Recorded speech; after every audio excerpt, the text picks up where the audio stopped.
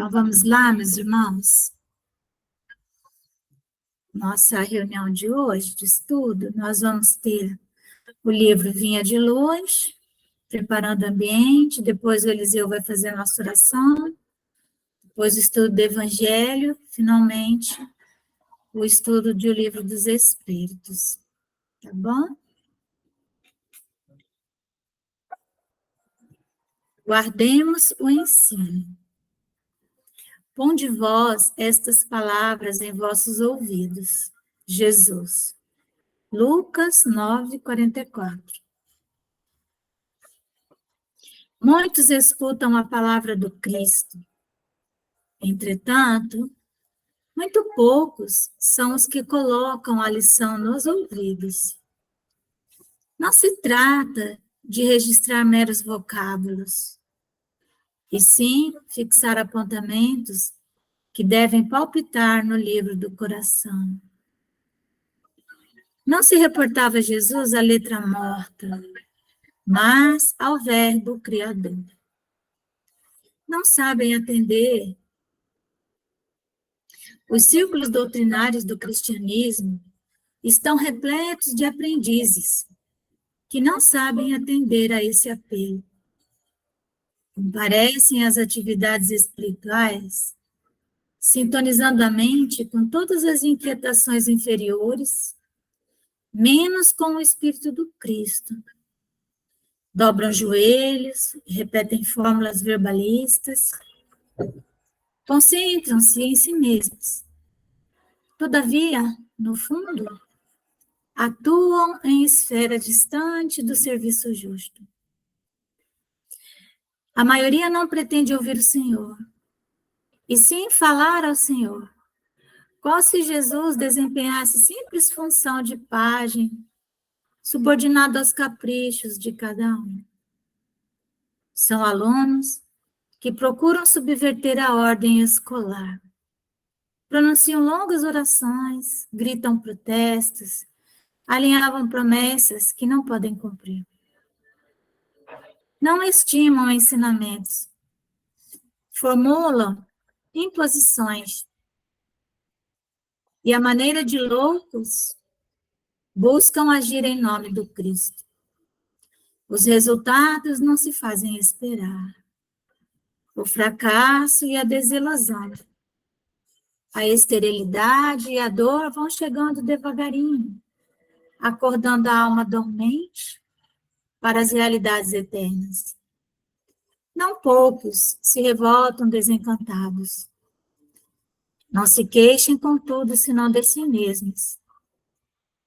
Ponde minhas palavras em vossos ouvidos, disse Jesus. O próprio vento possui uma direção. Teria, pois, o Divino Mestre transmitindo alguma lição ao acaso? Então, a nossa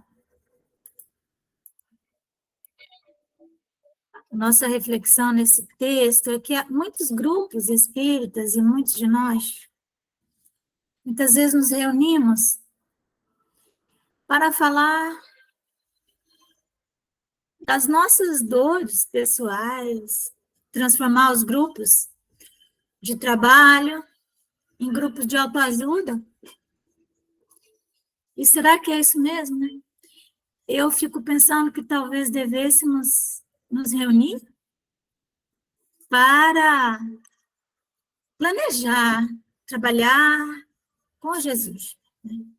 Como que vamos elaborar as nossas tarefas ao lado do Mestre. Então é isso, neste momento vamos ouvir aí a oração que o Eliseu vai fazer para nós. Pode ser, Eliseu? Pode. Meus irmãos, vamos fechar nossos olhos e levar nosso pensamento ao nosso Mestre Jesus. Um grande agradecimento. Deus, nosso Pai, Criador de todo o universo. Muita gratidão, Senhor. Jesus, amado Mestre, abençoe o nosso estudo e auxilia-nos, Senhor, para que a nossa mente consiga absorver todos os ensinamentos que vai ser explanado nesse momento. Abençoe todos que estão presentes, abençoe a nossa casa, abençoe os necessitados, e que a vontade de Deus seja feita sobre todas as coisas. Fique conosco, Senhor, hoje, amanhã e sempre. Graças a Deus. Que assim seja.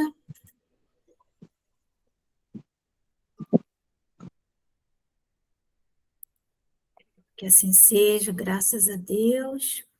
Então, nós já estamos entrando no capítulo 15. Estamos estudando o Evangelho em sequência. E então, estamos no capítulo que é a bandeira do Espiritismo, e a bandeira do Evangelho de Jesus. É fora da caridade não há salvação.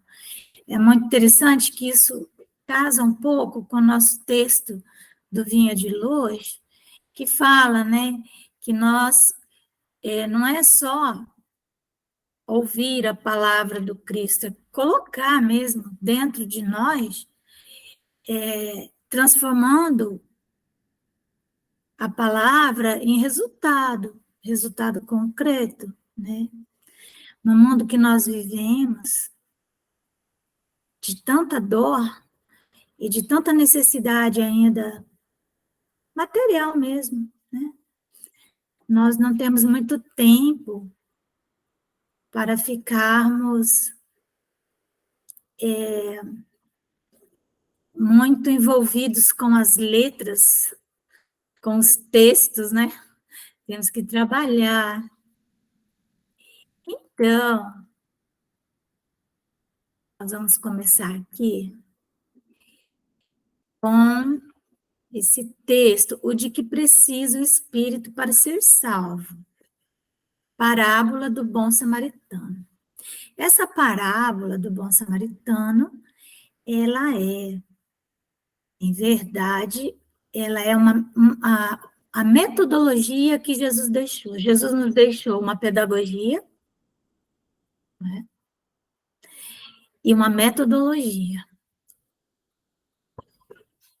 Na verdade, ele deixou todo o processo pronto. Epistemologia, pedagogia, metodologia. E, inclusive, as ações, né? Ele foi completo. Então, a parábola do bom samaritano é essa metodologia do serviço com Jesus. E é interessante que ele coloca que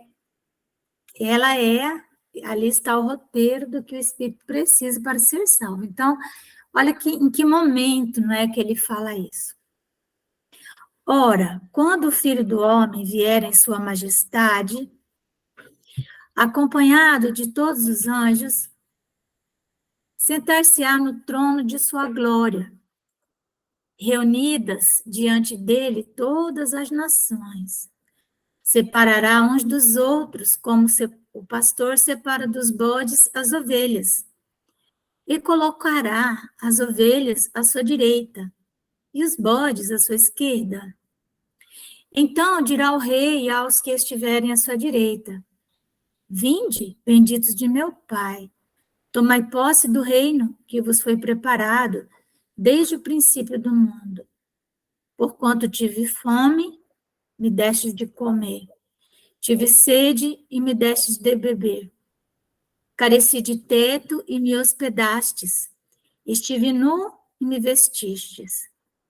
Achei-me doente e me visitastes. Estive preso e me fostes ver. Então, respondendo-lhes os justos: Senhor, quando foi que te vimos com fome e te demos de comer? Ou com sede e te demos de beber? Quando foi que te vimos sem teto e te hospedamos? Ou despido e te vestimos? E quando foi que te soubemos doente ou preso e fomos visitar-te?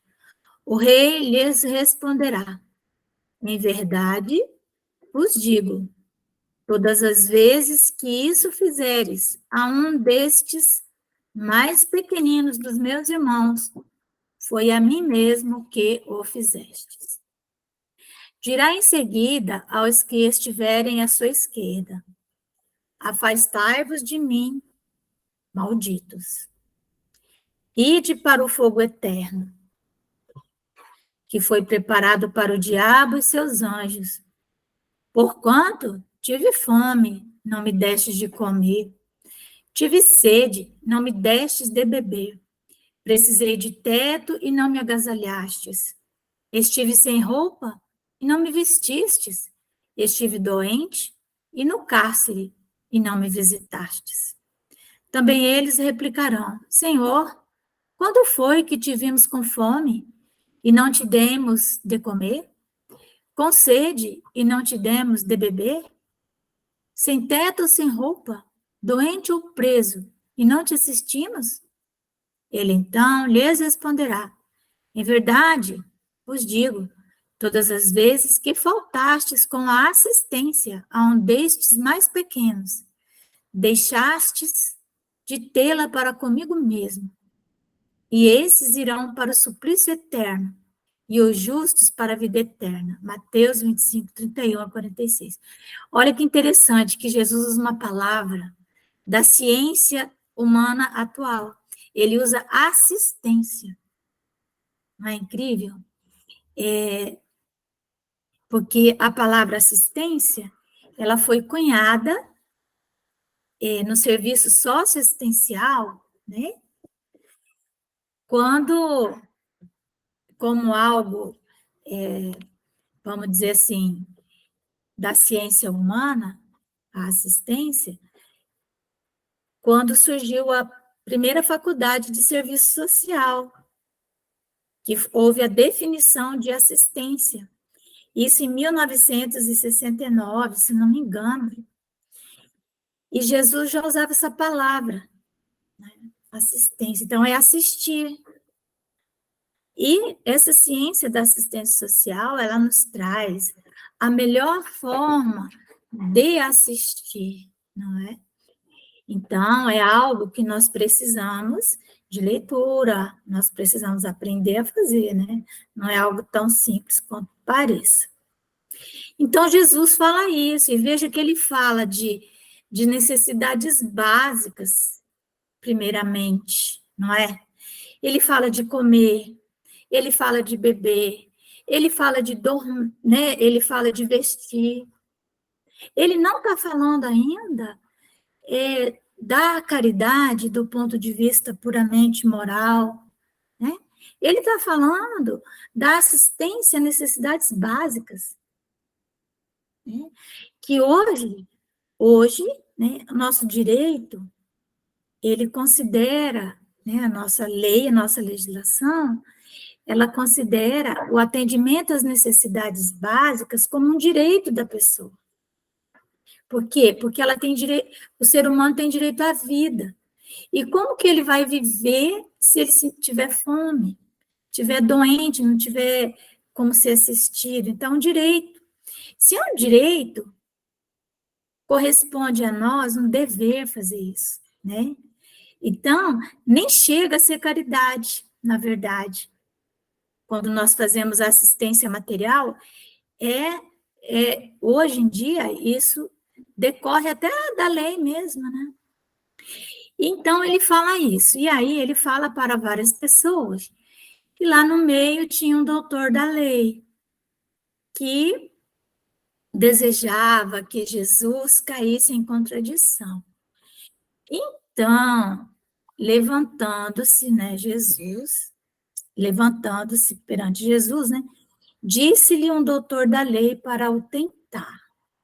Quer dizer, o objetivo dele era que Jesus respondesse algo para que ele pudesse ser perseguido, como nós vemos acontecer muito hoje, né? É algo atual hoje, né? Qualquer coisa que se fala na defesa, às vezes, do direito de alguém, pode ser usado contra nós mesmos. Então, ele diz assim: mestre, que preciso fazer para possuir a vida eterna? É porque Jesus fala lá, ó, esses irão para o suplício eterno e os justos para a vida eterna.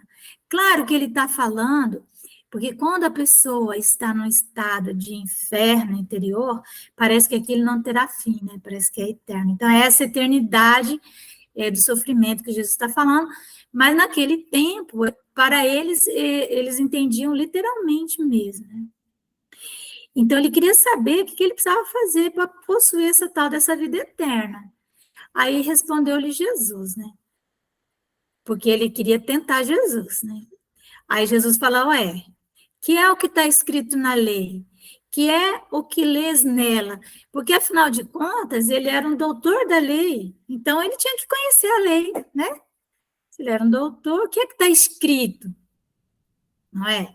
Aí ele respondeu, amarás o Senhor teu Deus de todo o coração, de toda a tua alma, com todas as tuas forças, e de todo o teu espírito, e ao teu próximo como a ti mesmo. Então, isso é o que estava escrito na lei. Essa lei era a lei antiga, a lei de Moisés. Isso aí está no Levítico. Não é um texto que Jesus tenha. Muita gente diz que amar a Deus e amar ao próximo é um ensinamento de Jesus, mas não é. Esse ensinamento, ele está no Antigo Testamento, é no Levítico. Então, disse-lhe Jesus, respondeste muito bem, tá certo? Nota 10. Nota 10, faze isso e viverás, né? Só fazer isso. É como alguém hoje, no mundo que nós estamos vivendo de tanta injustiça, perguntar o que é que está escrito na Constituição Federal sobre liberdade, né? E a gente responder, né? E a gente responder. Não, meu amor, quer descer?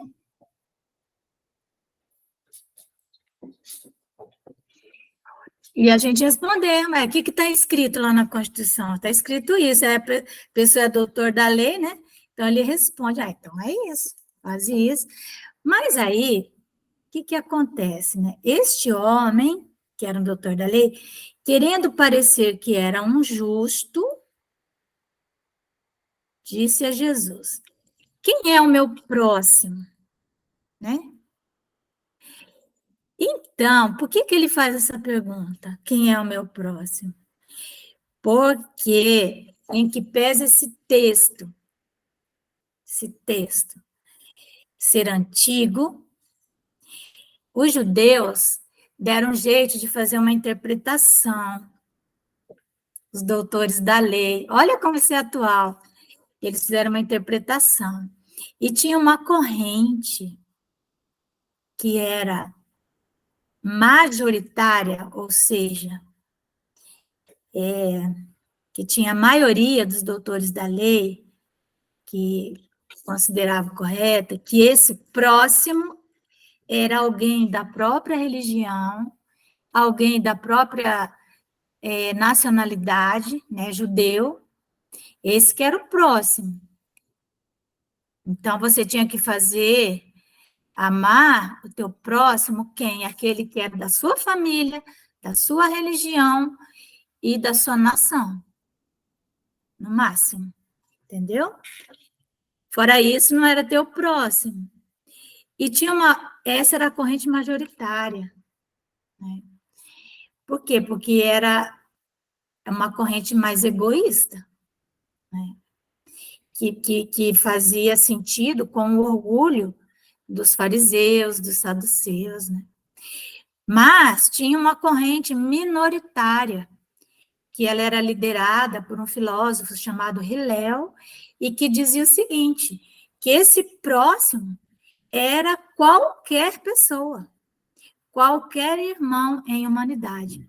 Então, esse doutor da lei, ele sabia que tinha essas duas correntes doutrinárias, e ele queria que Jesus dissesse que o próximo era qualquer irmão em humanidade, para Jesus cair em contradição com a corrente majoritária. Majoritário significa aquele entendimento da maioria, né, dos doutores da lei.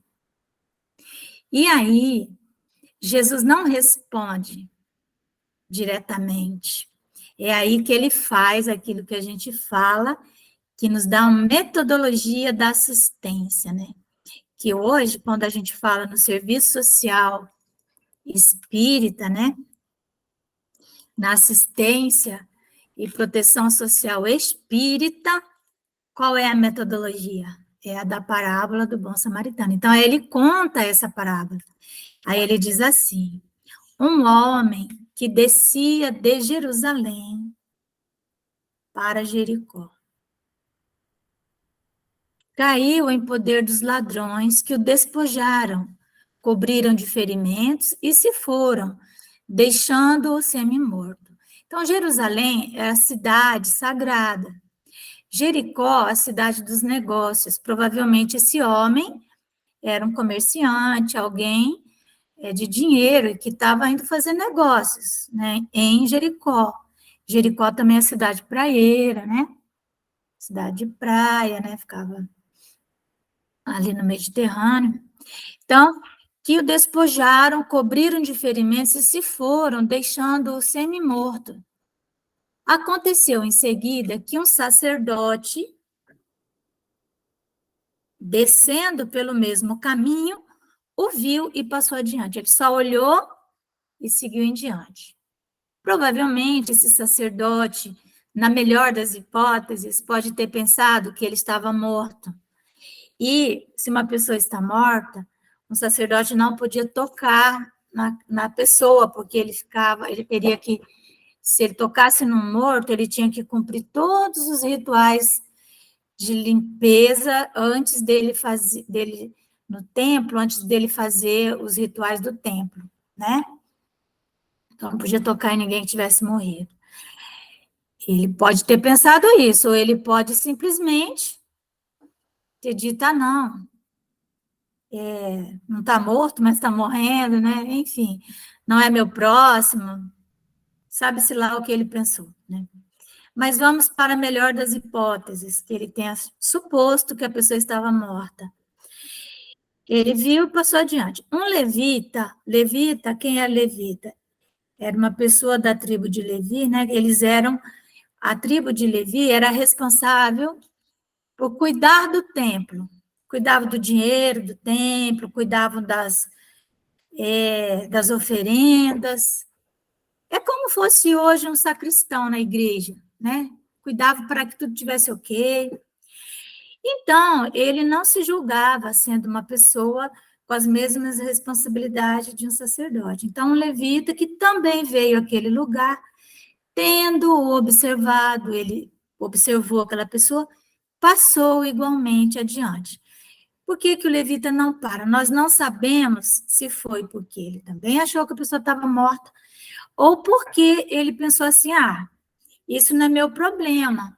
Atender uma pessoa nessas condições é responsabilidade do sacerdote. É como quando nós dizemos, isso não é meu problema, isso é responsabilidade do Estado. É o governo que tem que fazer isso, não eu. Eu sou apenas um cidadão, sou apenas um levita nessa história, né? Mas um samaritano que viajava. Quem era o samaritano, né? Samaritano era aquelas pessoas que viviam numa região entre a Judéia e entre a Galileia. Eles viviam havia duas montanhas, eles viviam numa região geográfica, uma espécie de um vale, né? E eles tinham costumes diferentes dos judeus. Na verdade, eles seguiam a lei antiga, à risca, eles eram muito caridosos, né? E eles não seguiam alguns rituais dos judeus, então eles eram considerados hereges. E os judeus,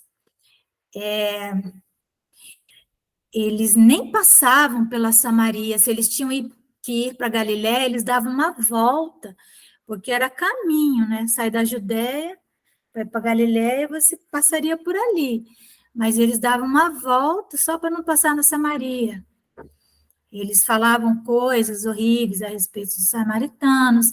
Eles tinham o hábito de, quando um samaritano, eles viam um samaritano, eles diziam raca e cuspiam do lado, né? Um costume de dizer que era pessoa de má vida. Então, eles eram inimigos, vamos dizer assim, do samaritano. Não vou dizer inimigo, eles desprezavam os samaritanos, especialmente os doutores da lei, que é com quem Jesus está conversando. Então, Jesus fala assim: mais um samaritano que viajava, olha como Jesus, né? Chegando ao lugar onde jazia aquele homem, e tendo-o visto, foi tocado de compaixão. Olha aqui, ó, compaixão. Que é a compaixão, né? Compaixão é aquela sensação depurada, uma sensação nobre. Nós somos seres imersos em sensações, as mais variadas, a maioria delas sensações primárias, né? Mas nosso dever nas encarnações sucessivas é ir depurando as nossas sensações, né? E a compaixão é a mais depurada delas. Então, é a compaixão que nos faz aproximar do caído. Então, aproximou-se dele, deitou-lhe óleo e vinho nas feridas. Olha, que ele carregava com ele óleo e vinho, né? Ou seja, nós podemos dizer de uma forma mais literal que ele era um comerciante de óleo e de vinho, e que talvez estivesse também naquele caminho, levando o azeite e o vinho para apresentar em algum local e depois fazer suas vendas. Mas, numa análise mais transpessoal, o óleo significa combustível, porque naquele tempo o óleo era muito importante. Ele era, nas candeias, né? Colocava-se óleo, colocava-se um pedaço de linho, e aí acendia aquilo para fazer luz, né? Então, era o combustível da luz. E o vinho, né? Havia muita plantação, né, de uvas, né, vinhedos na região, então era também uma bebida muito consumida, como é até hoje, mas eles também usavam o vinho como nas feridas, eles perceberam, porque, lógico, o vinho tinha álcool, né, então ao passar nas feridas, ajudava na cicatrização. Então ele passou, deitou-lhe óleo e vinho nas feridas e as pensou, né? Depois disso, então, ele faz um primeiro atendimento, um pronto-socorro, né? Depois que ele fez o pronto-socorro ali, pondo no seu cavalo, ele colocou no seu cavalo, ele não colocou nas costas. Levou-o a uma hospedaria e cuidou dele. Então, veja, é interessante que o samaritano não leva ele para a casa dele, ele levou para um ambiente mais adequado. E nessa hospedaria, ele cuidou dele. No dia seguinte, então, o que nós vamos entender? Se é no dia seguinte, ele passou a noite com o caído, né? Ele cuidou durante a noite, dormiu uma noite com ele, significa, ele vivenciou, numa análise transpessoal, ele vivenciou o momento da sombra com o caído, né? E quando o dia raiou, né, no dia seguinte, ele tirou 2 denários, que não era pouco dinheiro, era um bom dinheiro, e os deu ao hospedeiro, dizendo: trata muito bem deste homem. Não é trata desse homem, não. É trata muito bem. E tudo o que despenderes a mais, eu te pagarei quando regressar. Né? Tudo que você gastar a mais, eu te pago na volta, porque provavelmente ele estava indo a negócios. E aí, veja bem, Eliseu levantou a mão, Eliseu? Pode falar. Lembrando que um denário era uma fortuna, né? 2 denários era muito dinheiro naquela época. Muito dinheiro, exatamente. Então, não deixou pouco dinheiro. E ele diz assim, olha, o que despenderes a mais, eu te pagarei. Então, veja, o que nós podemos analisar aí desse samaritano?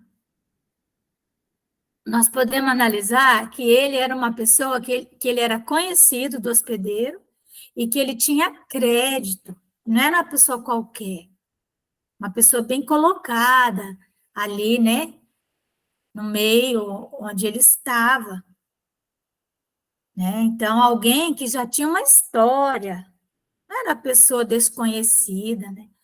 Aí Jesus, ao invés de responder, né, qual era a corrente, quem é majoritário ou minoritário, que deveria seguir para ganhar a vida eterna, ele faz uma pergunta ao doutor da lei, né? Ele diz assim: qual destes três te parece ter sido próximo daquele que caíra em poder dos ladrões? O sacerdote, o levita ou o samaritano? Qual foi o próximo ali? É importante entender também nessa parábola quem te parece ter sido próximo daquele que caíra em poder dos ladrões. O próximo na visão do caído. Não é na visão de quem passou por ele. Se alguém perguntasse para o caído, quem foi o teu próximo, quem é que o caído iria responder?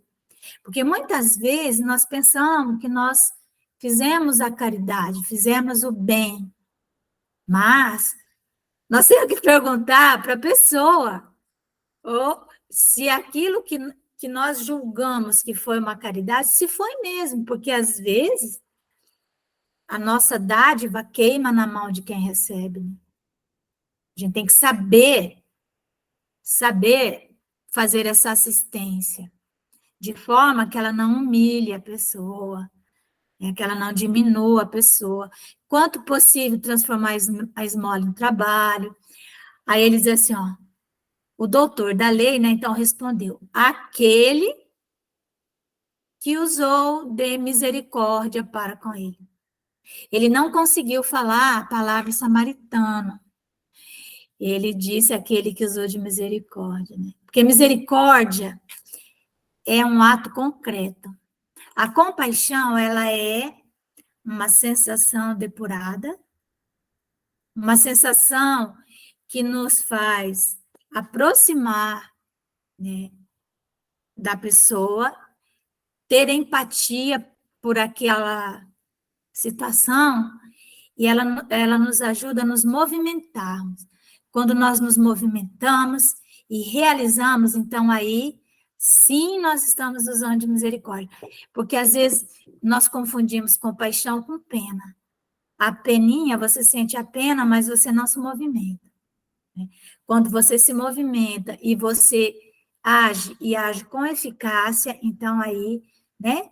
Aí você realiza a misericórdia. Então aí você realmente completou a ação e aquela sensação que você teve não foi sensação de pena, foi sensação de compaixão, na maçã depurada. Tá certo?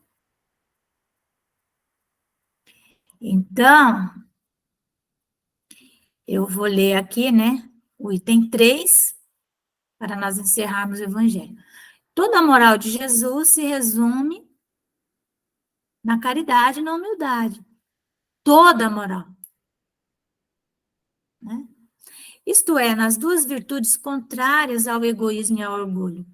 Em todos os seus ensinos, ele aponta essas duas virtudes como as que conduzem à eterna felicidade. Bem-aventurados, disse, os pobres de espírito, isto é, os humildes, porque deles é o reino dos céus. Bem-aventurados os que têm puro coração. Bem-aventurados os que são brandos e pacíficos. Bem-aventurados os que são misericordiosos. Amai o vosso próximo como a vós mesmos. Fazei aos outros o que quereris vos fizessem. Amai os vossos inimigos, perdoai as ofensas, se quiserdes ser perdoados. Praticai o bem sem ostentação. Julgai-vos a vós mesmos, antes de julgardes os outros. Humildade e caridade, eis o que não cessa de recomendar. e o que dá ele próprio o exemplo. Orgulho e egoísmo, eis o que não se cansa de combater, e não se limita a recomendar a caridade, põe-na claramente em termos explícitos como condição absoluta da felicidade futura. Então, gente, não adianta rezar, ir no centro espírita, dar passe, fazer palestra, reunião online. A religião cristã, ela é uma experiência, ela é uma prática, né? No quadro que traçou do juízo final, deve-se, como em muitas outras coisas, separar o que é apenas figura e alegoria. Há homens como os a quem falava, ainda incapazes de compreender as questões puramente espirituais, tinha ele de apresentar imagens materiais chocantes e próprias a impressionar, para melhor apreenderem o que dizia. Tinha mesmo de não se afastar muito das ideias correntes, quanto à forma, reservando sempre ao porvir a verdadeira interpretação de suas palavras e dos pontos sobre os quais não podia explicar-se claramente. Ao lado da parte acessória ou figurada do quadro, há uma ideia dominante. Que ideia dominante é essa? A da felicidade reservada ao justo e da infelicidade que espera o mal.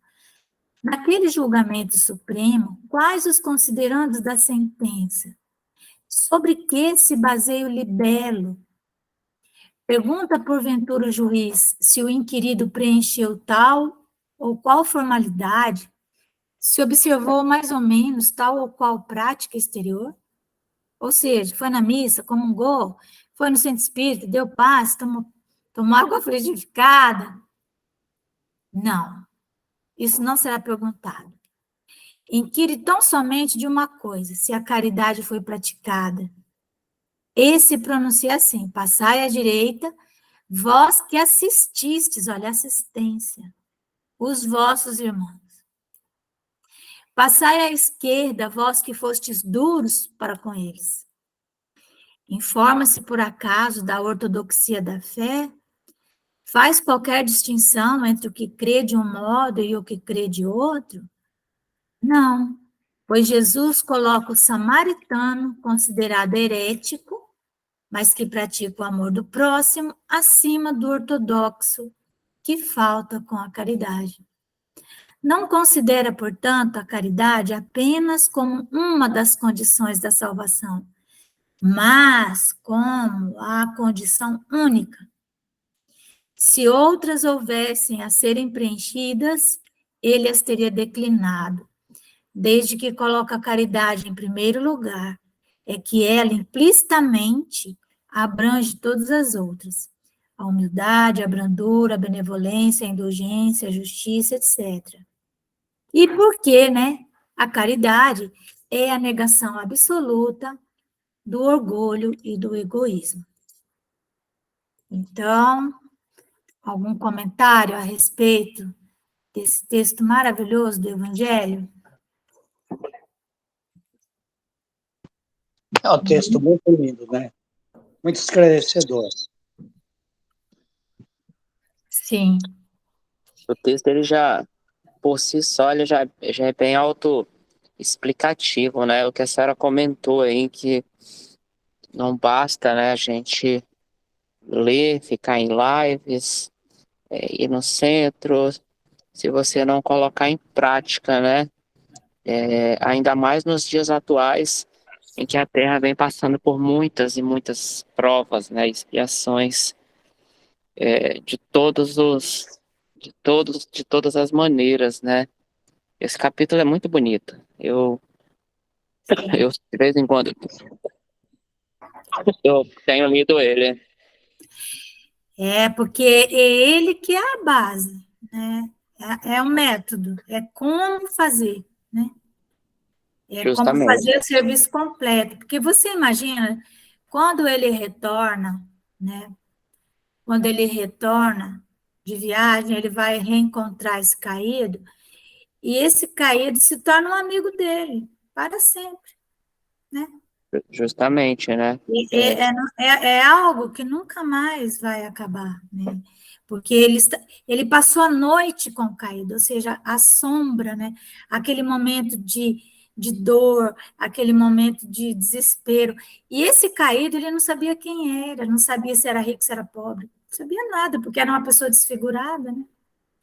Justamente, né? E, Mas é isso. e A são verdadeira as amizades, né, verdadeiras que a gente acaba tendo, né? Tanto aqueles que nos assistem, né? Quantas pessoas já nos assistiram, né, nas nossas necessidades e que nos assistem verdadeiramente, né? Sem nos humilharem e que então se tornam credores da nossa amizade para sempre, né? Então é isso. Justamente, mãe. Então vamos lá. Bom, nós vamos estudar um pouquinho, né, do Livro dos Espíritos, que a gente hoje, o Evangelho avançou, né? Nossa, Mas é um tema muito maravilhoso.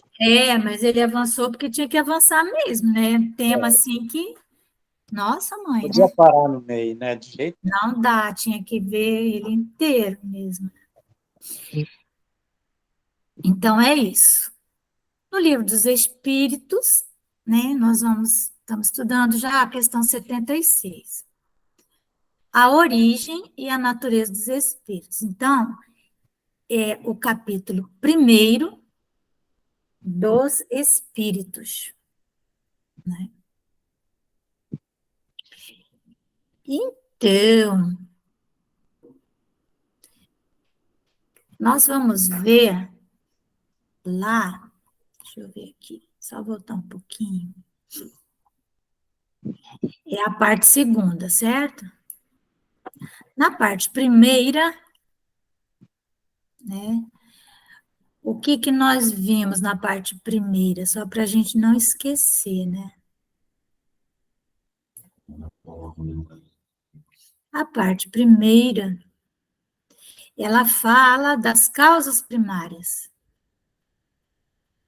Dessa parte 1ª saiu o livro A Gênese, que nós estamos estudando também, né? Aí fala de Deus, do infinito, tal, dos atributos, enfim, fala da criação, né? E na parte 2ª,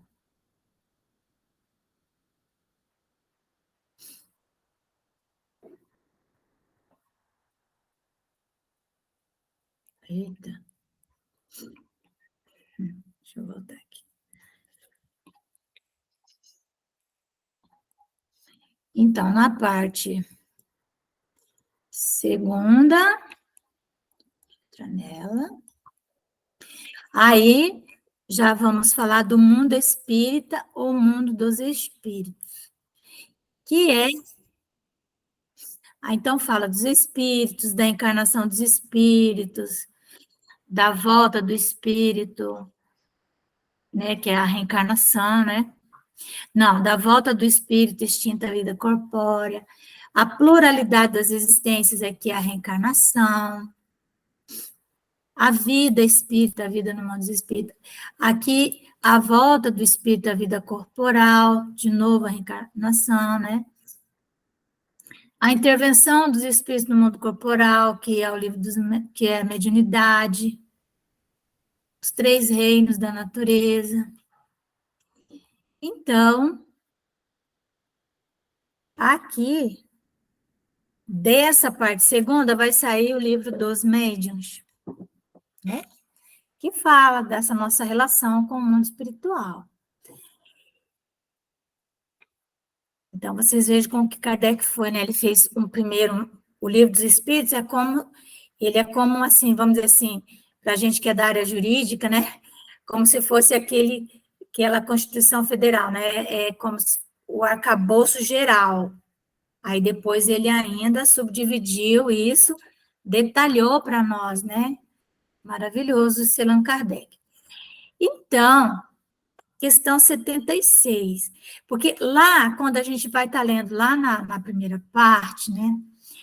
ele fala espírito com E minúscula. Então, quando ele fala com E minúscula, ele não está falando desse espírito aqui, que são os espíritos já com E maiúscula, que são, quando ele fala espírito com E minúscula, ele está falando assim, o espírito das coisas, de uma maneira genérica. Mas, quando ele fala que o espírito, e a gente percebe que está com E maiúscula, ele está falando dos seres inteligentes da criação, tá?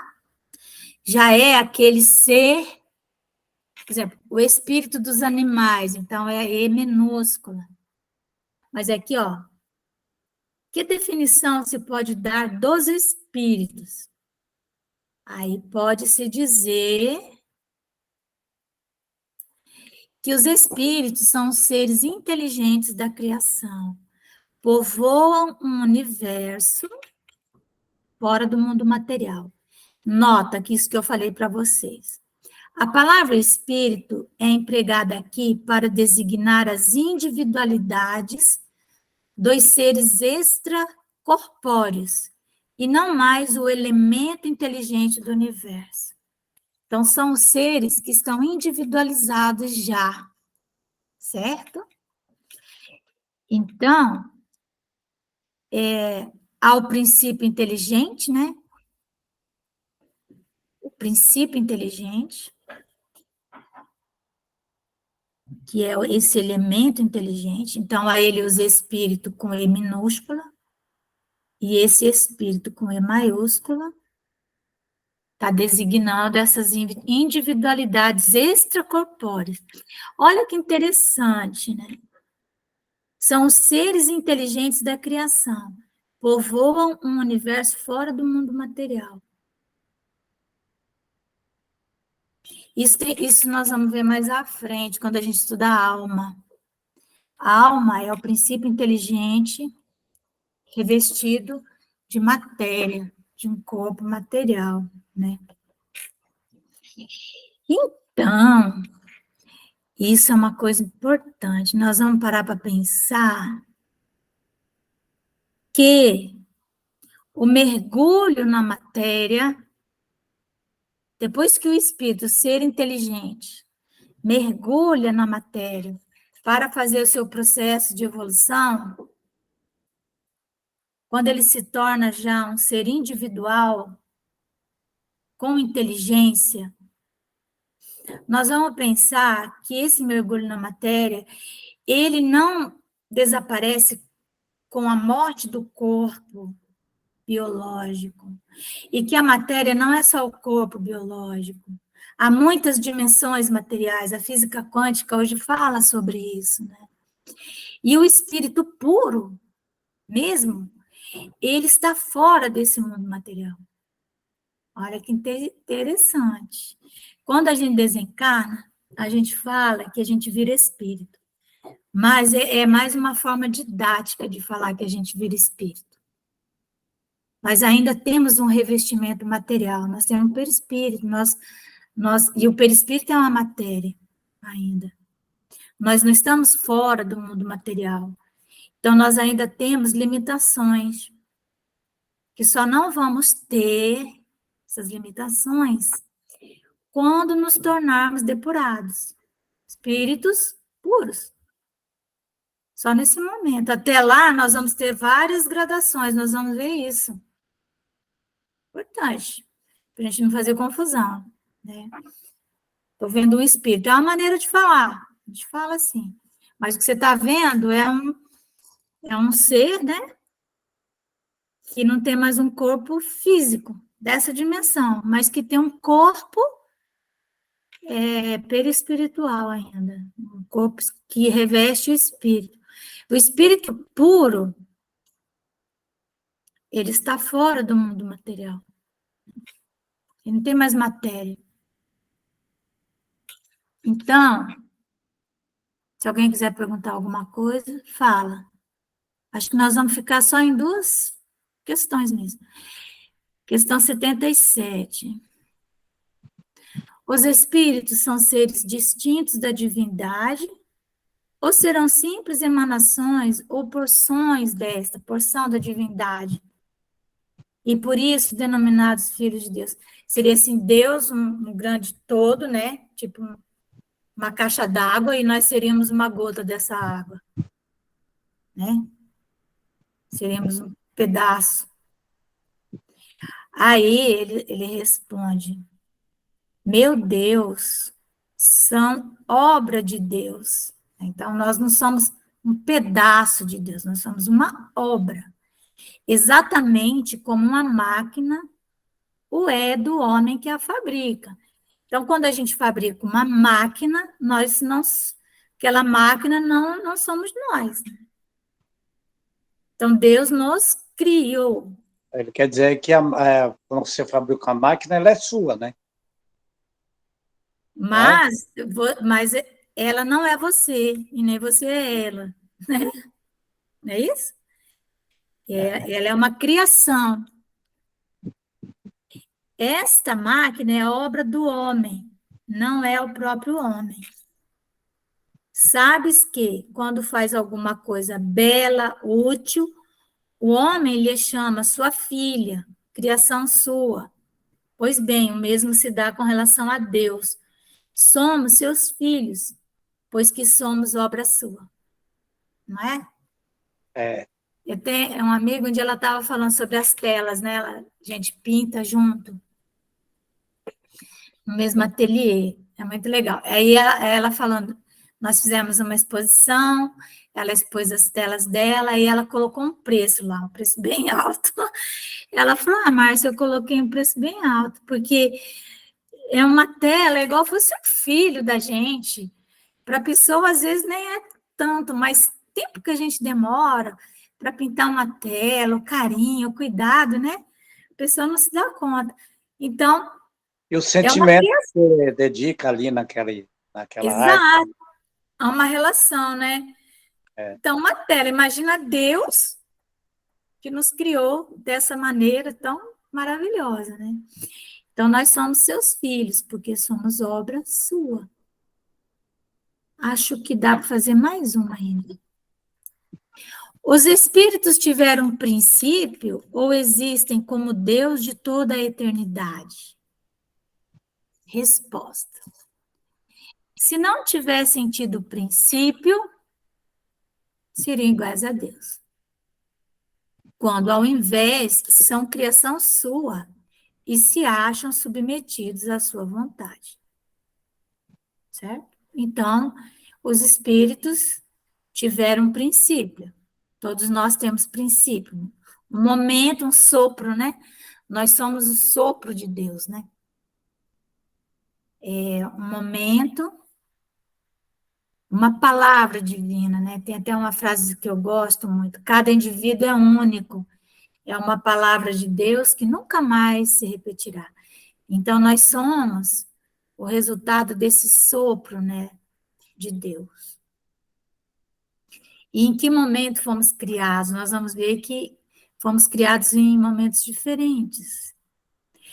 E Deus existe de toda a eternidade, isso é incontestável, porque Deus é o Senhor do tempo. A eternidade, ela representa o tempo. Mas Deus é o Senhor do tempo.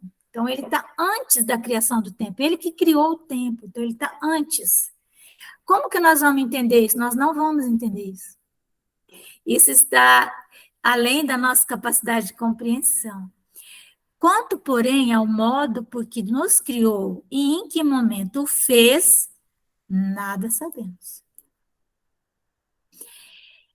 Podes dizer que não tivemos princípios, se quiseres com isso significar que, sendo eterno, Deus há de ter sempre criado ininterruptamente.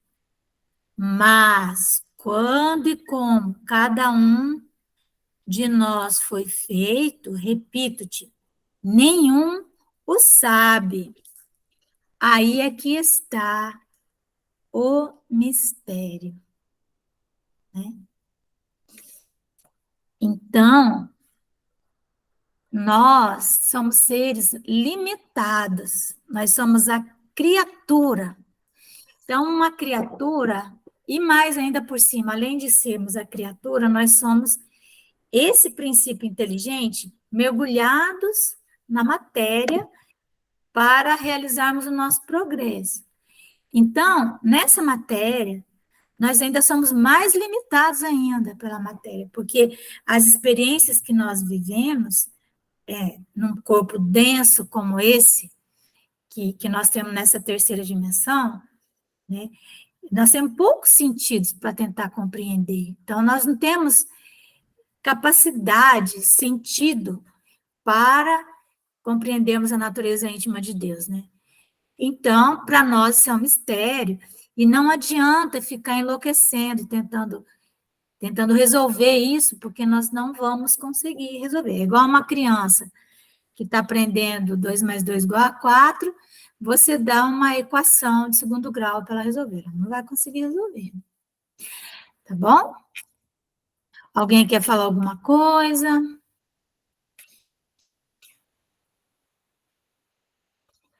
Alguém aí se acha em condição de compreender a natureza íntima de Deus?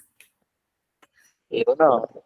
Não, né? É, Nós temos que pensar em Deus como sendo nosso Pai, né? Igual falou aqui, ó. É igual assim, ó, somos seus filhos, né? Somos obra de filho. És filho de Deus, né? Diz a dona Joaniane. E isso nos deve bastar, né? Imagina você ser filho de Deus, herdeiro do universo. Então, quando nós conseguimos fazer esse raciocínio, é um raciocínio que nós só conseguimos fazer pela intuição, não é pela mente racional, não. É pela intuição. Quando nós conseguimos raciocinar pela intuição, né, e não pela mente, a intuição ela está acima da nossa mente, ela é uma faculdade da nossa mediunidade que está além da nossa mente puramente material. Então, quando nós conseguimos assim meditar em Deus como nosso Pai, nós sentimos uma paz interior, porque nada nos é impossível, né? Nós somos filhos dele, né? Imagina. Como diz Jesus, né? Se um pai na terra, um filho pede pão, o pai não dá uma serpente, imagina Deus, né?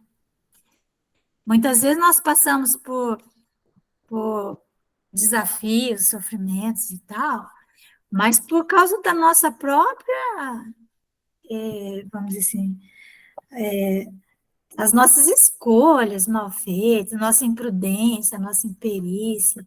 Mas mesmo quando nós estamos sendo, vamos dizer assim, vitimados pela lei de causa e efeito, né? Estamos sofrendo o resultado das nossas ações, se nessa hora a gente se quedar humilde, ajoelhar mesmo, né? No sentido de dobrar, né? Se dobrar humildemente para Deus, não é de se colocar de joelhos pura e simplesmente, mas se pedirmos misericórdia, compaixão de Deus, nós vamos ter. A gente vai conseguir a força para superar, seja qual for a situação, né? Precisamos só ter essa fé, né? Bom? e todos nós temos que aprender, né?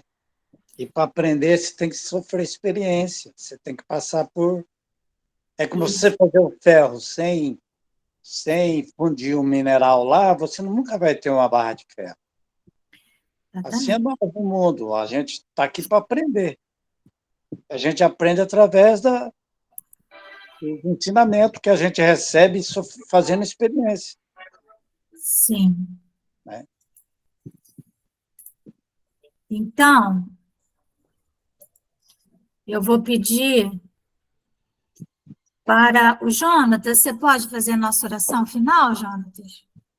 Posso sim. Então faz.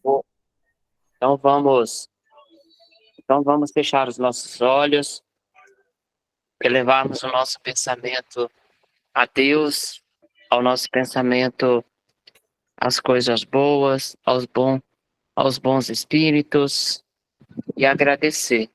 Senhor Jesus, Mestre de infinito amor e de bondade, Deus Pai Todo-Poderoso, Criador do céu e da terra, queremos te agradecer, Senhor, por mais esta noite de estudo, por mais este momento de reflexão. de aprendizado, podermos compartilhar os teus ensinamentos uns com os outros. Queremos te pedir, Senhor, a proteção durante o nosso repouso, que o Senhor nos guarde na tua segurança, na tua paz, que ao repousarmos, Senhor, possamos estarmos em boas esferas, em bons pensamentos. Abençoe também, Senhor, aos necessitados, aqueles que perecem de fome, de sede, de justiça, aqueles, Senhor, que vivem, que estão sendo injustiçados pela justiça do homem. Leve a eles o consolo, a esperança em dias melhores, Pai. Principalmente neste momento tão difícil que estamos vivendo em nosso país, onde pessoas de bem têm sido perseguidas pelo aquilo que não fez. Mas o Senhor, que é bom e justo, nunca nos abandona. Que tenhamos a fé, que tenhamos a esperança na mudança, na transformação, Senhor. Que Tu nos guie, que Tu nos abençoe, abençoe os nossos companheiros que não puderam estar conosco, leve até a eles a paz e o amor. Fica conosco, hoje, agora e sempre. Graças a Deus. Que Graças assim a Deus. seja. Que assim seja. Graças a Deus.